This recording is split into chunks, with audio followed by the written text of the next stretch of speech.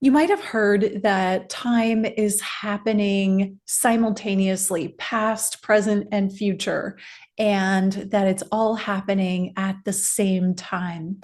And I had a question from someone about this concept, if I could unpack this concept. It's something that I've talked about in past videos and on my live Zoom calls, and I understand it can be a little tricky to conceptualize if you're not that familiar with the concept, or even if you are.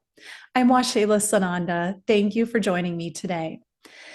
So, my favorite way to kind of give an understanding of how time works as a simultaneous experience is to envision a sphere. I actually have one right here. So, envision a sphere. It's completely and perfectly round. It doesn't have a top or a bottom. This one actually kind of does because of what's inside, but if it was empty inside, you could start or end at any place. It's circular. It doesn't have a beginning or an end. And we can think of time in the same way when we move out of this dimensional reality. So when we move up in realities, we are moving out of the experience of time as linear. When we are in 3D, we are in gravity, and time is also an attribute of gravity, as I understand it. We are in density, and we must make sense of things somehow. And the way that we do that is partly by understanding and using time. And there are cultures. I've heard about cultures that don't even use words for yesterday or tomorrow. They are living more in the now, and then time is less relevant if you're living that way. However, Western cultures use time every moment of the day, and our language is very time centric. We speak about everything in terms of past, present, future, and time of day, and even break it down into hours, minutes, and seconds, as I'm sure you're well aware if you're watching this. So, how to expand out and understand time as a multidimensional concept of no start or end can be challenging for someone who's used to living in a very time-oriented culture. So I read the book when in my youth, and I was early 20s. It was called The Education of Oversoul Seven by Jane Roberts. It's actually a trilogy. I highly recommend it. You can buy just the first book or all three books as a trilogy on Amazon, or wherever you like to buy your books. And it gives this amazing description of there's an oversoul, and this oversoul has multiple personalities in time, on the earth, and past earth, present day earth, and future earth. So this oversoul has all of these different personalities that he's working with simultaneously. From this, his perspective is oftentimes above the earth, because that's the best way that it can be explained by the author. However, he can pop in and out of reality because he is not based in time. And so Oversoul Seven, his name is, he is not bound by space and time. He can be anywhere and everywhere and be in multiple timelines at the same time, because he's expanded above that in his dimensional frequency reality. And then he is being educated. It's called the Education of Oversoul Seven. He is being educated by his mentor named Cypress, and she is teaching him about life through working with his various personalities on Earth. It's a wonderful story. It's a great way to conceptualize how this multidimensionality of time works.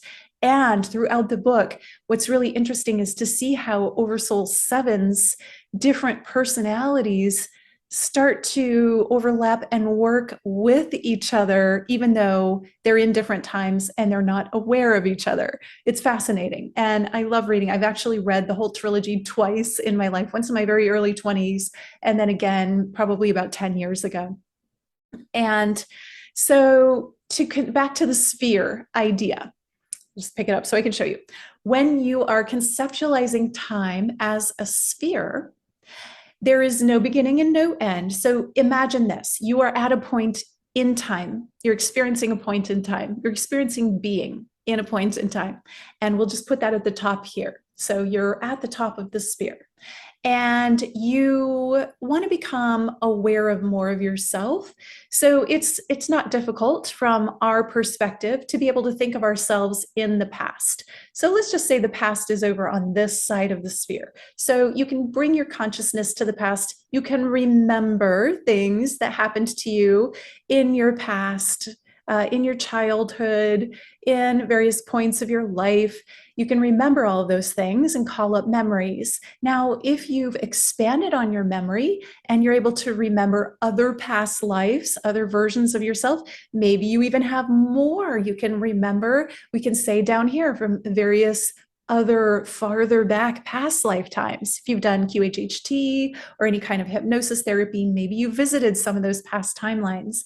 And now let's say that if you can visit past lives in your memory, you can also visit future lives, which I have done. And so I know this works.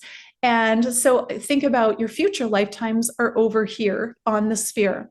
Now they're all simultaneously, right? Your present moment that you're in, your idea of the past, of this lifetime, your idea of past lifetimes, your idea of future lifetimes. And then when you're here, you actually drop in. So here's how I conceptualize it. Drop into the center of the sphere, which you can also think of in your physical body as dropping into the center of your heart center. And now you're at the center of the sphere. When you drop into the center, you have access to everything going around. All parts of the sphere are available to you. And these are all the different ideas that we have of timelines, past, present, and future. So now that you're in the center of the sphere, you can project your consciousness out to, let's say, a futuristic version of yourself where you're having a lifetime as we'll just say a galactic being in another dimension of reality, and you can bring images, thoughts, ideas, awarenesses from that aspect of yourself into your current centered space. You can also do this with yourself in the future. Maybe this is a little easier if you're not that galactically minded yet. You can think of yourself in 10 years or 20 years. You can envision where would you be on that sphere, drop into the center of your sphere, which is your heart center, and project your consciousness to that aspect of yourself that is living in the future. And what is that self telling you now? What does that self have to share with you? I'm going to put this down because it's getting heavy. So that multidimensional aspect of ourselves that's we can think of in the center of the sphere has access to all parts of self beyond space and time. And we are, as consciousness, connected to all that is. To when we center ourselves in divine consciousness, we have access to all that is, really everything. So there are no limits. You are the only limit that would limit yourself from being able to visit a certain point in time, this life or any other life happening now or happening in our concept of the past or future, which is all now in a galactic experience of life and consciousness. It's really an experience of consciousness beyond the physical body. And when we let go of our analytical minds, it can be too much to process through the analytical mind sometimes, drop into the heart center. That's where we can focus our attention and then project our awareness out into the sphere from wherever we want to gain understanding, knowledge, and ideas from. And some of the things that you can do with this is fascinating stuff. And I do this in my own meditations, in my own life, in my own work. If there's something, let's say, that I want to know and understand from Egypt, what we would think of as ancient Egypt, which also occurs to me as future Egypt that we haven't fully lived into yet. I can go into past lifetimes when I was there and retrieve that knowledge through my heart knowing, and then bring it into my field and conceptualize it. I'm not processing it as much through my head when I do this. That comes later.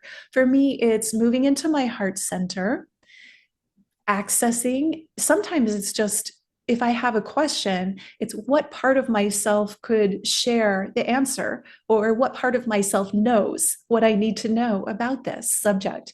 And so I might see internally a part of myself in ancient Egypt, or in another galactic expression, in a different body, in a different time, in a different place. And then I might go into connection, establishing a connection with that aspect of myself. These are all aspects of self.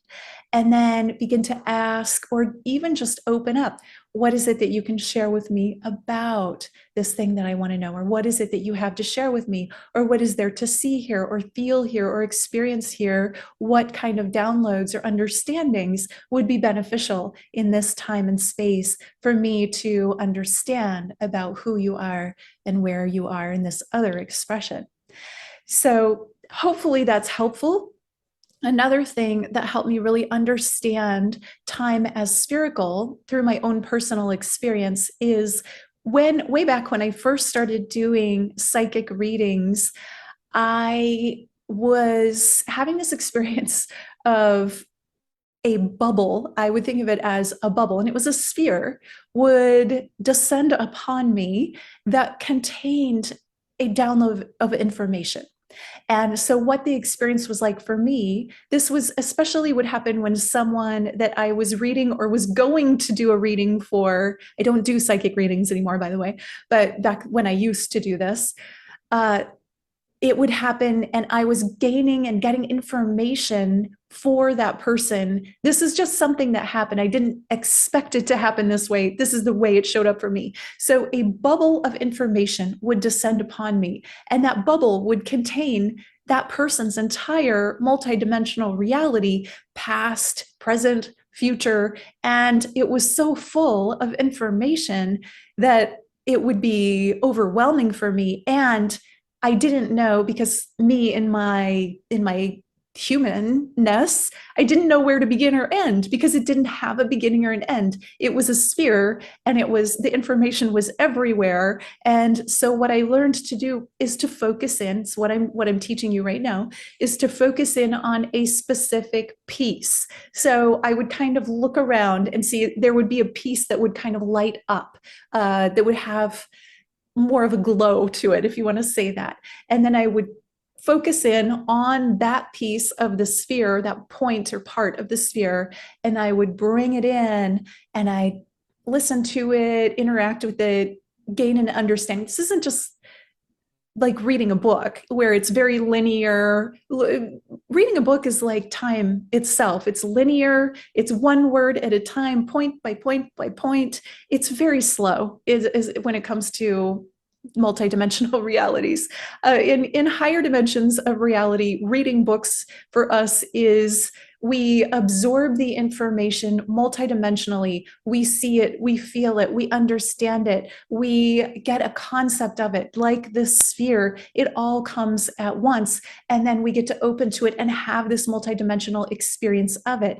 So as I'm understanding it, I'm seeing it, I'm feeling it, I'm experiencing the emotions that go along with it. I'm seeing the people that are attached to it, like watching the movie of it, hearing hearing the different voices and the sounds and having a feeling visceral experience of what this is about. That is how we absorb information in the higher realms. It's so much more multidimensional than the way we do it as humans, but we're gaining these senses all the time. That's why being empathic is a superpower. The more you practice being sensitive, the more information you're able to receive from the awareness around you, from the consciousness around you, from the universe, the air, the elements, the other people, the places, the nature, all of that.